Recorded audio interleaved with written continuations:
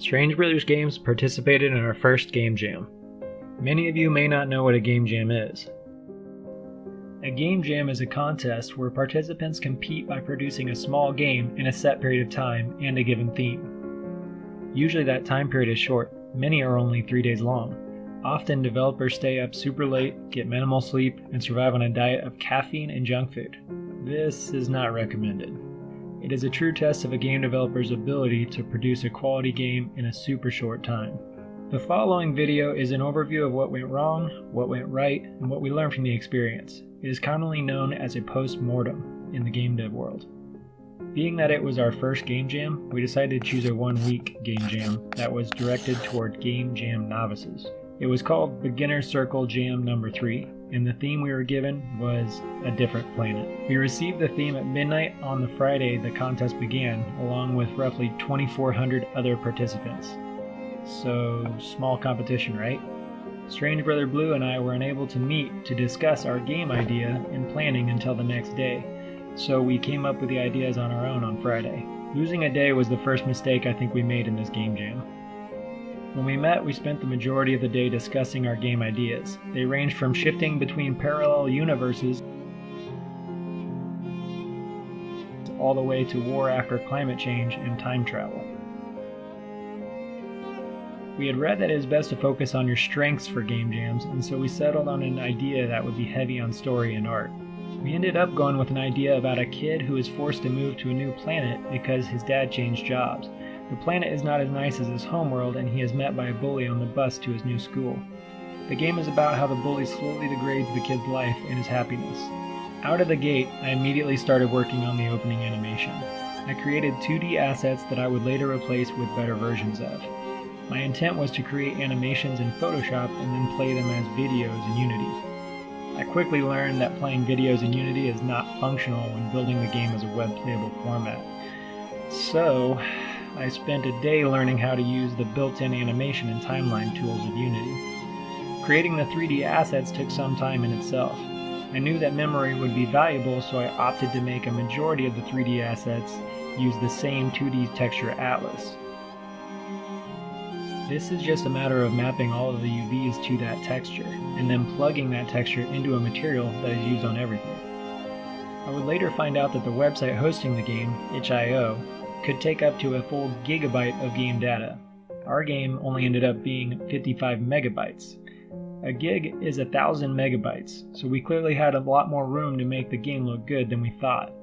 I struggled for some time getting the alien kid skinned, rigged, and animated properly due to my initial haste getting it set up. In the future, I will not cut corners on this step. I then fell into another challenge setting up my 3D assets within the Unity animation timeline. We had not realized how cinematic our game was until we were already too deep within it. This was possibly a foolish choice, as many people would rather just skip cutscenes altogether. We had hoped that our story was captivating enough to keep them along for the ride. Creating the movement on the bus was actually one of the easiest things I did. In retrospect, choosing a game that was basically story-driven, point-and-click was probably more of a time investment than just making a game that was simply gameplay.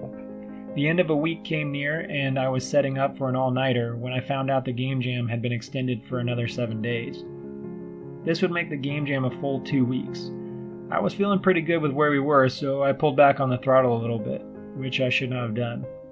I did have to work my bill-paying job during this game jam, and that probably stole roughly 6 out of my 14 days. Those days were not completely wasted, but much less was achieved. In the future, Strange Brother Blue and myself will request time off to work so that we can be more committed. Over the next week, I would hastily pull together all of the art assets and animations for the game. The real unexpected challenge came from my lack of proper preparation. I jumped so quickly into asset creation and implementation that I did not consider the main repeating mechanics within the game. Instead, I reimagined them every time, resulting in the most disgusting code and library of scripts I have ever made. I am a humble person, but I would hesitate to show anyone the mess I made out of shame. For example, every time I created a text box on the screen, it was a matter of copying and pasting an established one in the scene and changing the text and associated avatar. If I did it all again, I would create a text box, character speaking, and choice button tool that could easily be reused in each scene. I think by duct taping the game together every step of the way, I probably cost myself 2 days in production at least. I also created a new scene for each day of the game instead of creating day scenarios for each scene. This created numerous issues with objects not belonging in scenes and needing to create individual instances of every asset in order to make them work within that scene. It hurt me every time I did it, but it was too late to go back. The lighting and shadows are also inconsistent. I did not take the time to research the best lighting setup for a Unity game built for the web player, and as a result, the shadows are messy at best. I went back and forth between baked and real-time lighting, not sure which would possibly hinder frame rate or load speed. In the end, it looks okay in some scenes and awful in others. With many of the 3D assets, I had intended to go back and make them look better. Unfortunately, much of the stand-in art became final art. Inside the school bus was meant to get a full 3D paint job and individual texture atlas. There were supposed to be multiple child varieties instead of one copied over and over with different colors and scale. We also had high ambitions for animations of 3D assets that never came to be. The bully was meant to be fully animated. We even intended for there to be a day on the bus where you had the option to try and hide from the bully while he looks for you. Separating the closed items and allowing the player to select colors was one of the funner mechanics to design. In doing so, I gained knowledge and ideas on how I might create interchangeable character pieces, clothing, and equipment for our full-time game, Last March of the Red. We set up a system where the music slowly fades to nothing as the game progresses, adding to the symbolism of his waning happiness. I did not hear any feedback about this, but a few noticed how the color does fade out in the final day. It is possible the music fading is a subtle addition that adds without being noticed. There was a couple of people who complained that getting into the seat on the bus was inconsistent. This is true, and the reason is that I ran out of time to add more indicators on screen of where to stand or to get into the seat. This probably should have been prioritized over making some art assets better. While I was working on the game, Strange Brother Blue was hammering out the story, script, and cinematics in between working his full-time job. He definitely would request time off if we did this again, as he has a fairly labor-intensive job. He watched cartoons and modern representations of bullies to try and get a feel for what the bully character should act like. He ended up realizing that many bullies in cinema and cartoons seem to realize that they are the bad guy, and he wanted our bully to think that he was doing no wrong. If we could go back in time, here are a few things that we would fix or do differently. We would have given the player more agency in an attempt to free himself of the bully. We would also spend more time making the alien world feel more alien and less like an Earth with aliens on it. The alien kids should be wearing pajamas in the bedroom each day. The game should be playable on mobile. There needs to be multiple emotions for the faces of the characters' avatars while speaking. The highlight shader is weak and needs to be stronger.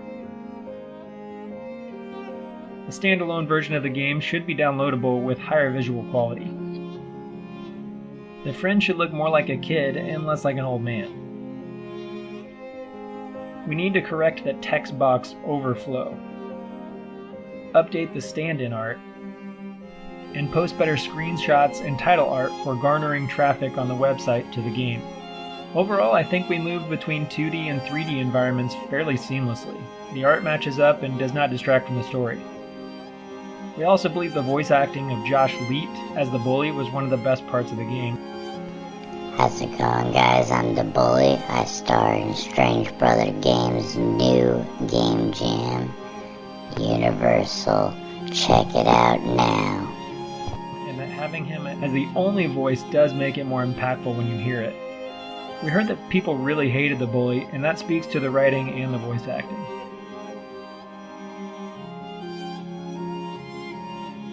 This was an incredible experience creating a game to the end in such a short time. I would love to do another game jam someday, but I'm also eager to get back to work on the game we were making full time, Last March of the Red. If you are interested in trying our game jam, Universal, then look in the description below for the link. Thank you for your time and interest, and please let us know what you think.